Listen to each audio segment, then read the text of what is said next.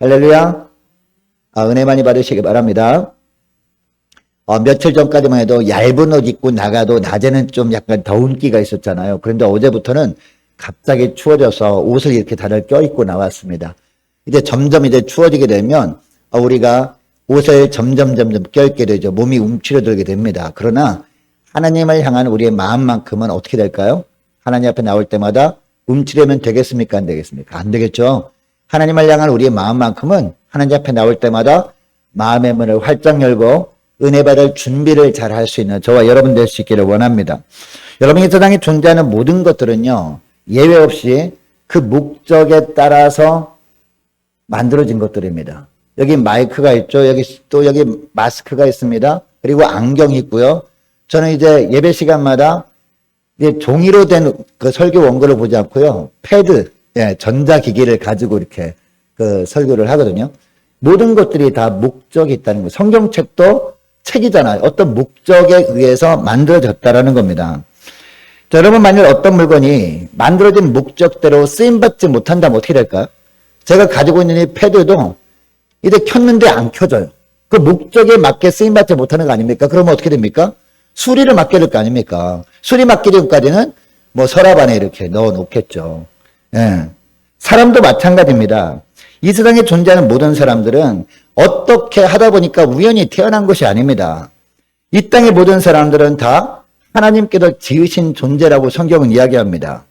그리고 하나님께서 그냥 단순히 흙으로 지은 것으로 끝내버린 것이 아니라 코에 생기를 불어넣으셨기 때문에 우리가 살아있는 존재로 우리가 죽을 때까지 이 땅에 살아가게 되는 것이죠. 또한 물건을 만드는 사람이 어떤 목적 가지고 물건을 만드는 것처럼 우리 사람도 하나님께서 왜 지으셨다고요? 특별한 목적을 가지고 지으셨다라고 성경은 이야기하는데요. 창세기 1장 26절 말씀을 제가 읽어드리면 이렇게 되어 있습니다. 하나님이 이르시되 우리의 형상을 따라 우리의 모양대로 우리가 사람을 만들고, 여길로 끝나버리면요, 하나님께 아무런 목적 없이 우리를 지으신 거거든요. 근데 그 다음에 보니까 중요한 말씀 하시더라고요. 우리가 사람을 만들고 그 다음에 어떤 말씀이 나오냐면요, 그들로 바다의 물고기와 하늘의 새와 가축과 온 땅과 땅에 기는 모든 것을 다스리게 하자라고 말씀합니다. 여러분, 이것을 보면 하나님께서 사람을 지으신 목적이 뭐라는 겁니까? 하나님께서 이 땅을 다스리시는데 누구를 통해서 다스리시겠다? 하나님의 형상대로 지음받은 사람들을 통해서 하나님께서 다스리시겠다는 겁니다. 물론 창세기 1장 말씀에 보면 특별히 공중에 나는 새와 동물들과 바다의 물고기 이런 것들만 있습니다. 그런데 여러분, 오늘날 보면 그런 것들만 있습니까? 아니잖아요. 오늘날 다양한 것들이 많이 있습니다. 근데 그 모든 것들이 다 누가 다스리는 거예요? 하나님께서 다스리시는데 누구를 통해서 다스리시길 원하세요? 하나님의 형상대로 지음받은 사람을 통해서 다스리기를 원하신다는 겁니다. 제가 서두에 물건 얘기했잖아요. 물건도 목적에 맞게 쓰임받지 못한다면 어떻게 될까요? 사람들에게 버림을 당하거나, 그죠? 아니면 비싼 거라면, 비싼 물건이라면 이제 수리를 맡길 때까지 서랍에 넣어서 보관할 것이다. 이런 말씀 드렸잖아요. 여러분, 우리 사람도 마찬가지라는 겁니다. 사람도 하나님께서 분명히 어떤 목적에 맞게 지으셨는데, 사명을 주셨는데 이 사명을 감당하지 못한다면 어떻게 될까요? 버림당하거나. 예수 믿지 않는 사람을 모를 거 아닙니까? 예수 믿지 않는 사람들 버림당하는 거죠. 그죠? 그리고 예수 믿는 사람들도, 하나님의 자녀들도 이처럼 하나님의 목적을 잊어버리고 그냥 목적에 맞게 살지 않는다면 어떻게 될까요? 하나님께서 수리하신다는 거예요. 예. 여러분, 하나님께서 우리를 수리하실 때 그냥 편안한 상황 가운데 수리하지 않거든요. 풀무불에 집어넣어서 고난이란 용광로에 집어넣어가지고 새롭게 만드신다는 것을 기억하시기를 원합니다. 하나님이 우리를 너무 힘든 과정 가운데 집어넣어가지고요, 그때 두 손 들고 하나님 앞에 나서 아이고 이제 하나님 이제 저 행복합니다, 하나님이 뜻대로 살겠습니다 라고 할 때까지 주님께서 만지시고 결국은 하나님의 목적에 맞게 살게 하시는 분이 하나님이시다, 이 말씀을 드리는 겁니다. 여러분, 그러니까 우리가 예수 믿는 하나님의 자녀라면 이 세상에 살면서 다른 것들은 다 잊어버리고 살아도요, 절대 잊어버리면 안 되는 게 뭡니까? 바로 사명입니다. 사명. 자, 오늘 설교 제목이 뭐예요? 사명자 아닙니까? 그죠? 예수 믿는 사람은 다 사명자인 줄 믿으시기 바랍니다. 하나님께 사명을 받은 사명자라고 그러니까 아니요, 신학해야 되나? 아닙니다, 여러분.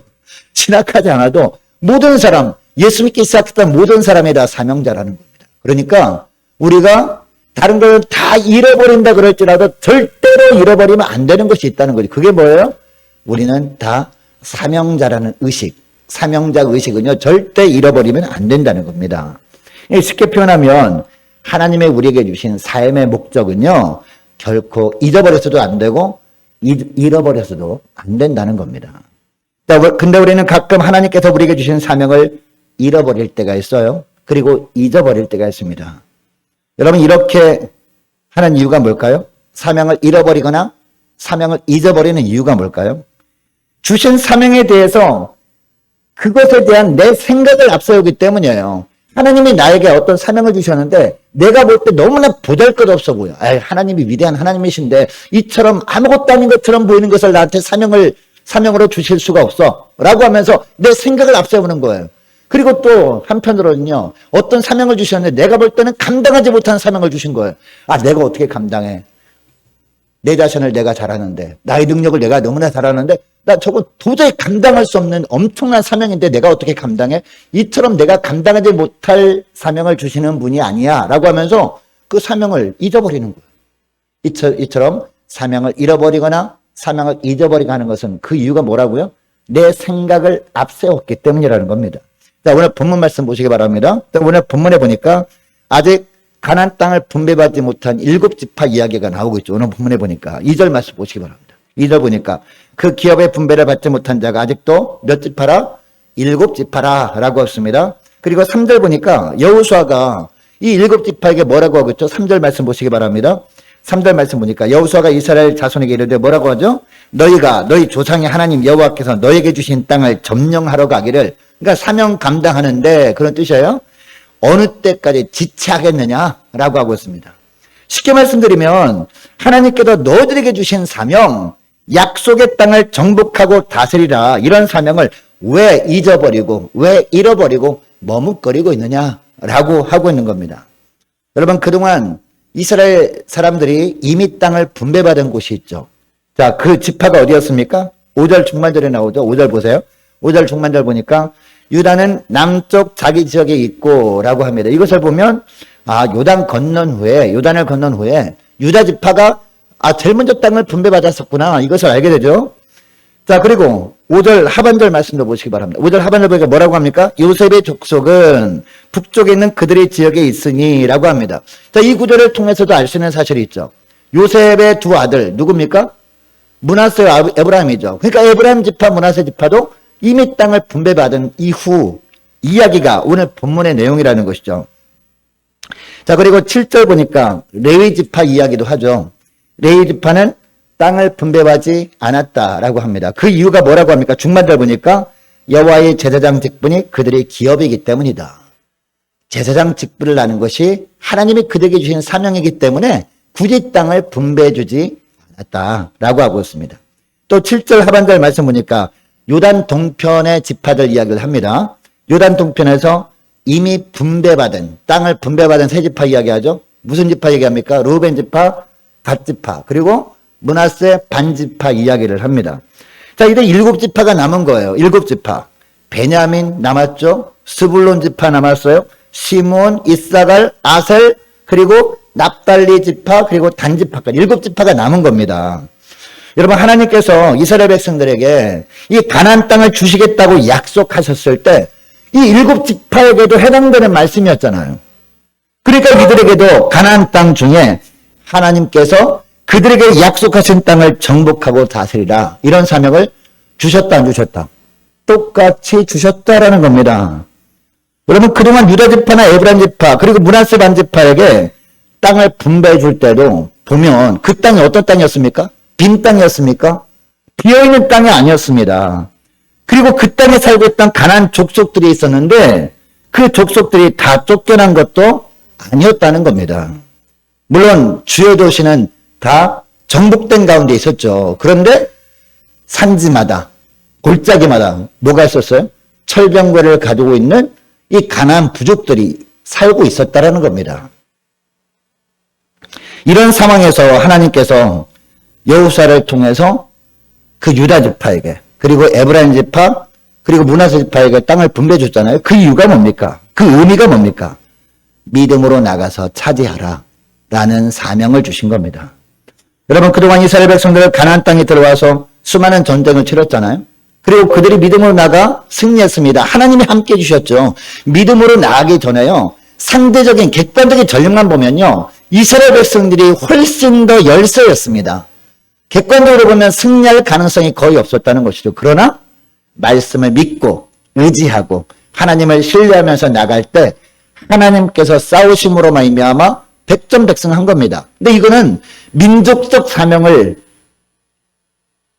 감당한 거예요. 민족적 사명. 이런 민족적 사명을 다 감당한 다음에는 그 다음에 누구한테 사명을 주세요? 각 지파 개인에게도 사명을 주신다는 거죠. 그게 뭡니까? 바로 이 각 지파들에게 땅을 분배해 주시는 이겁니다. 분배해 줄 때 빈 땅을 분배해 준 것이 아니라 아직도 골짜기마다 산지마다 이 가나안 부족들, 철병가가 있는 가나안 부족들이 있는 그 상황에서 땅을 분배해 주셨다는 것은요, 개개인에게도 주신 사명이 있다. 이것을 말씀하는 겁니다. 그런데 이 개개인에 주신 사명을 감당할 수 있는 비결이 뭐라고요? 비결도 똑같다는 거죠. 민족적 사명을 감당할 때 하고. 인간적으로 보면은 이길 수 없는 상대처럼 보여요. 거기에 있는 부족들이. 그러나 믿음으로 나가면 누가? 하나님께서 어떻게 하신다?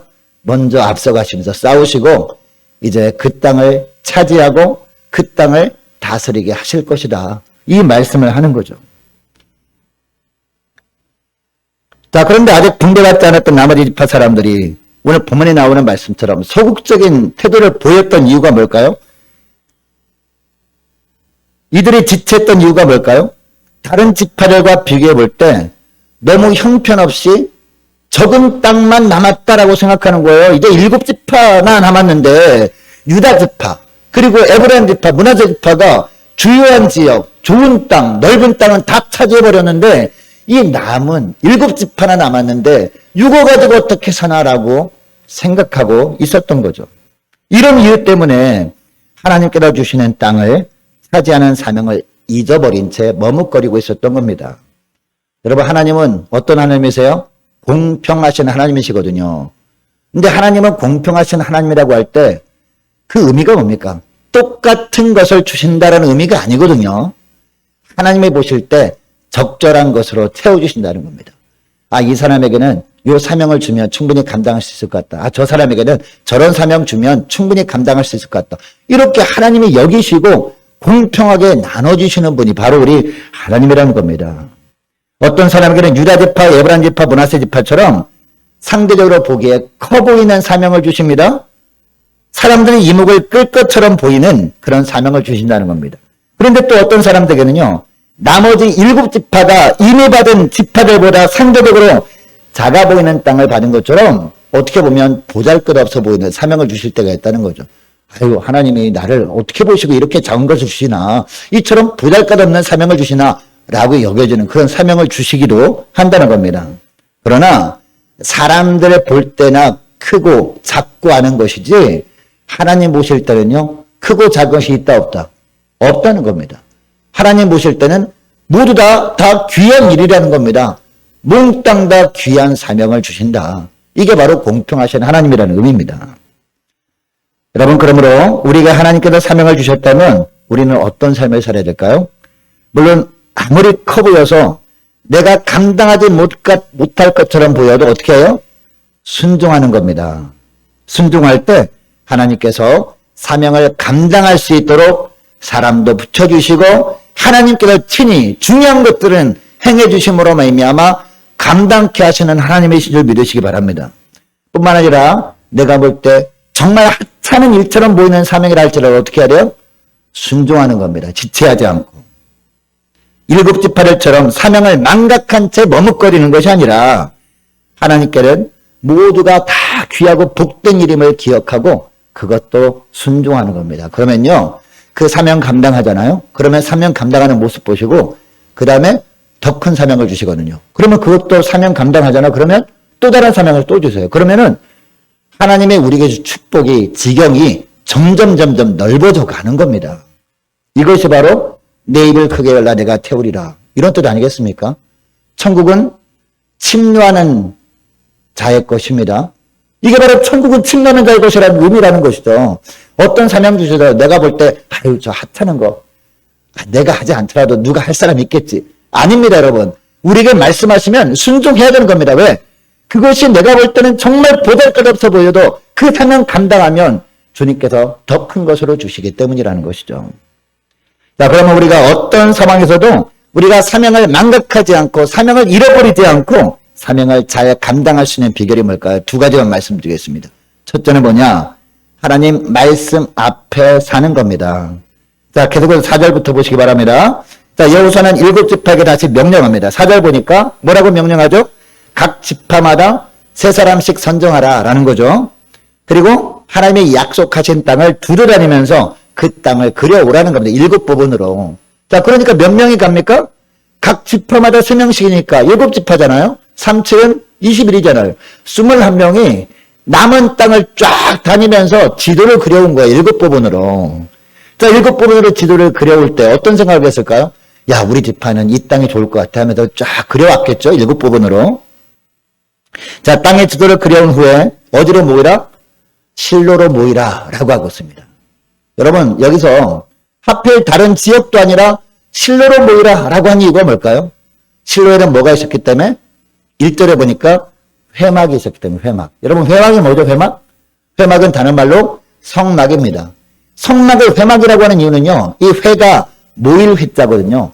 모든 백성들이 하나님의 말씀 앞에 모일 때 이 회막으로 쫙 모였거든요. 그래서 회막이라고 하는데 이것을 다른 말로 성막이라고 합니다. 여러분, 성막이 되기 위한 조건이 있거든요. 그게 뭡니까? 성막 안에 가장 중요한 게 뭐예요? 하나님의 말씀을 상징하는 두 돌판이 들어있는 언약궤. 언약궤가 거기 성막의 중앙에 안치되어 있었기 때문에 이 거룩할 성자 해서 성막 이렇게 하는 거거든요. 그러니까 하나님의 말씀 앞에서 살게 위해서 실로로 모이라 오늘 본문에서 이야기하고 있는 거예요. 그리고 10절 말씀을 보니까요. 여호수아는 실로에 있던 성막 앞에서 즉 하나님 앞에서 제비를 뽑고 그 땅을 분배했다라고 하고 있습니다. 여러분, 당시 이스라엘 영토 분배는요. 단순히 자기의 목만을 차지하는 것을 의미하는 것이 아니었습니다. 그것은 하나님의 약속의 성취였거든요.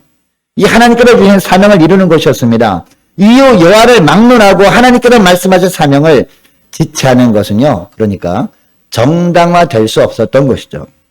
그래서 여호수아는 이를 7지파에게 하나님의 성막에 모이게 하고 그곳에서 언약궤 즉 말씀 앞에서 제비를 뽑은 겁니다. 여러분, 우리가 예수 믿고 구원받은 백성이 되었다는 것은 어떤 의미입니까? 하나님께서 주신 사명을 받은 어떤 사람이다? 사명자들이라는 겁니다. 간혹 보면은요, 어떤 그 건물에 무슨 신학교에서 사명자 모집 이렇게 뭐 적히는 걸 보게 되는데, 그걸 보면 우리가 어떤 생각이 듭니까? 아, 난 사명자 아니니까 갈 필요 없네. 어떤 사람은 특별히 하나님께 어떤 신학의 사명을 받았기 때문에 저기 가야 되네 라고 생각하잖아요. 근데 어떤 사람은 사명자고 어떤 사람은 사명자가 아니고 그게 아니라니까요. 예수 믿는 그 순간부터 우리는 뭐다? 다 사명자다. 예. 어떤 사람은 사명자고 어떤 사람은 사명자가 아니라면 이스라엘 백성들 12지파 중에서요. 이 기업을 분배받지 못한 지파도 있어야 되는데 물론 네 지파는 하나님 그분 자체가 기업이기 때문에 가장 귀한 그런 사명을 받은 것 아닙니까?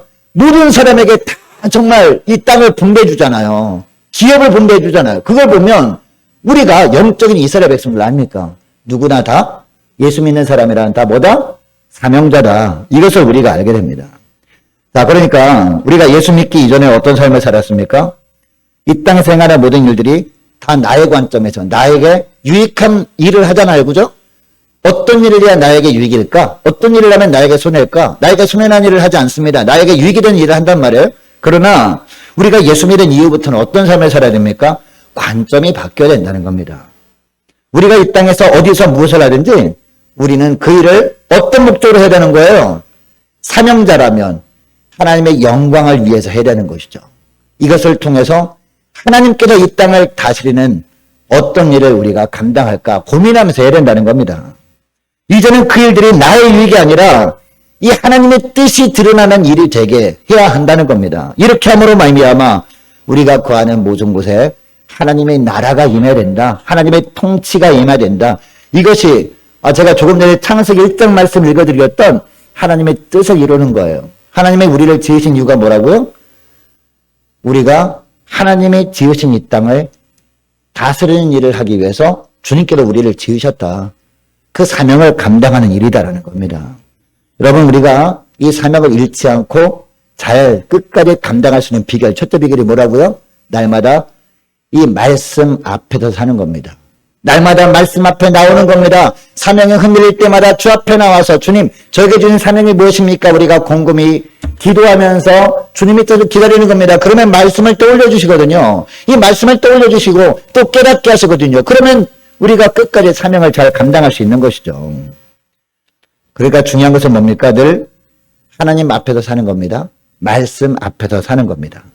즉 주님의 약속의 말씀을 잊지 않고 그 말씀 붙들고 우리가 나아갈 때 우리가 흔들리지 않고 사명자로 끝까지 잘 감당할 수 있게 되는 줄 믿으시기 바랍니다. 여러분, 둘째로는요, 우리가 마지막까지 사명을 잘 감당하기 위해서 우리가 반드시 알아야 될 것, 둘째로는요, 비전을 품어야 된다는 겁니다. 비전을 품고 하나님 앞에 날마다 나가야 되는 것이죠. 이 4절 하반절 말씀 다시 한번 보시기 바랍니다. 4절 하반절 말씀 보니까 여호수아가 또 말하죠. 내가 그들을 보내리니 그들은 일어나 그 땅을 두루다니며 그들의 기업에 따라서 그 땅을 그려가지고 내게로 돌아올 것이라 라고 하는데 6절에도 보면 그 땅을 7부분으로 그려서 이곳에 내게로 가져오라. 그러면 내가 여기서 너희를 위하여 우리 하나님 여호와 앞에서 제비를 뽑겠다라고 하잖아요. 이 말씀이 8절에도 보면 똑같이 반복됩니다. 8절, 6절 말씀이 반복되는 말씀이란 말이에요. 그리고 자 9절, 10절 말씀 보시기 바랍니다. 자 9절, 10절 말씀 보니까 7지파 각 지파에서 뽑힌 사람들이 그대로 순종하죠. 그죠? 그리고 21명이 남은 땅을 두루다니면서 7부분으로 그려옵니다. 지도를. 그리고 실로 진영으로 돌아와서 여호수아 앞에 나갑니다. 이 말씀 앞에 나가는 것이죠. 결국 이 7지파에게 하나님께서 여호수아를 통해서 제비 뽑게 합니다. 하나님 보시기에 적절한 대로.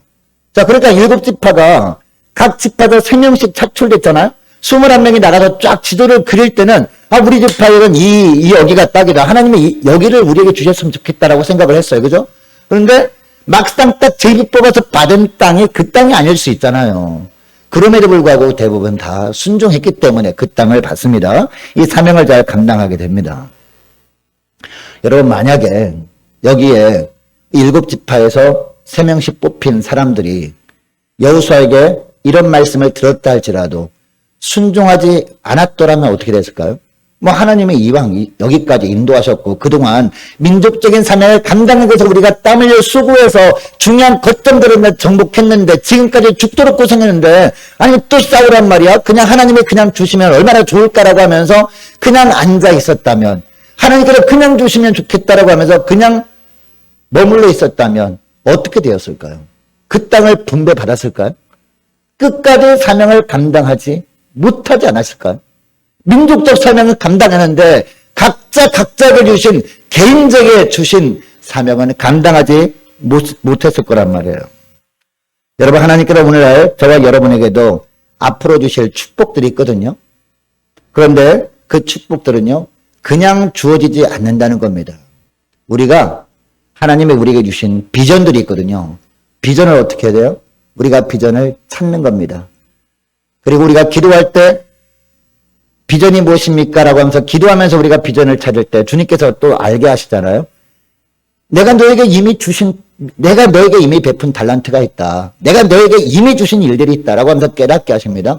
그리고 그 수많은 일들, 내가 좋아하는 일들 중에서 어떤 일을 통해서 하나님께 영광 받을 것인지 또 깨닫게 하십니다. 그러면 어떻게 해야 돼요? 그 비전을 품고 믿음으로 나가는 겁니다. 그렇게 될 때 그 비전을 이루는데 필요한 것들 중에서 뭐도 있어요? 하나님에게 우리에게 주신 축복들도 있다는 겁니다. 물질 축복도 있고 건강 축복도 있고 하는 것이지 그냥 단순히 그냥 비전을 품고 살지도 않으면서 하나님 저에게 물질이 필요합니다. 건강이 필요합니다. 물론 주실 수도 있죠. 하나님이시니까. 그러나 하나님께서 어떤 자에게 더 기쁨으로 주십니까? 비전을 품고 비전을 이루는 길로 믿음으로 나가는 사람에게, 그리고 매 순간마다 하나님께 나와 하나님께서 주신 비전 이게 맞습니까? 라고 확인하면서 그 비전을 품고 나가는 자에게 그 비전을 이루는 데 필요하기 때문에 하나님께서 그런 축복들을 주신다는 거죠. 그 축복들을 우리가 누리며 살게 하신다는 겁니다. 여러분 이것을 기억하시고 어떤 상황 속에서도 낙심하거나 절망치 말고요. 기도를 통해서 하나님 앞에 나가서 기도를 통해서 비전을 찾는 저와 여러분 되시기를 축복합니다.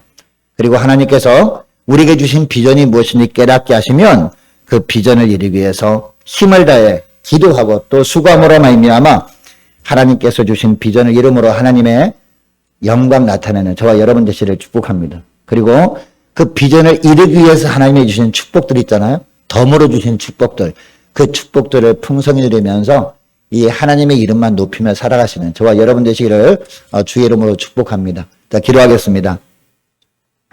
하나님 아버지 감사합니다. 하나님이 주신 사명이라면 모든 것들이 하나님 보시기에는 다 귀하고 복된 사명임을 알았사오니 주님만을 온전히 신뢰하면서 믿음으로 나가 주님의 은혜로 사명 잘 감당하며 지낼 수 있도록 은총 내려 주옵소서. 하나님, 저희들 자칫 주님이 주신 사명을 망각할 때가 있습니다. 또 우리가 잊어버릴 때가 있고 잃어버릴 때가 있습니다. 이 사명 망각하지 않도록 늘 하나님 앞에서 살아갈 수 있도록 도우시고 항상 기도를 통해서 주님이 어떤 비전을 우리에게 허락하셨는지 그것을 찾고 또 우리 주님께서 비전을 깨닫게 하신 후에는 그 비전을 이루기 위한 최선의 삶을 살아감으로 말미암아 하나님의 은혜로 비전을 이루며 하나님의 영광 나타나게 하시고 비전을 이루기 위해서 주님이 베푸신 놀라운 이 땅에 기름진 축복도 풍성히 누리며 하나님만 높이며 하루하루 지낼 수 있도록 은총 내려 주옵소서. 감사드리오며 우리 주 예수 그리스도의 이름으로 기도드리옵나이다. 아멘.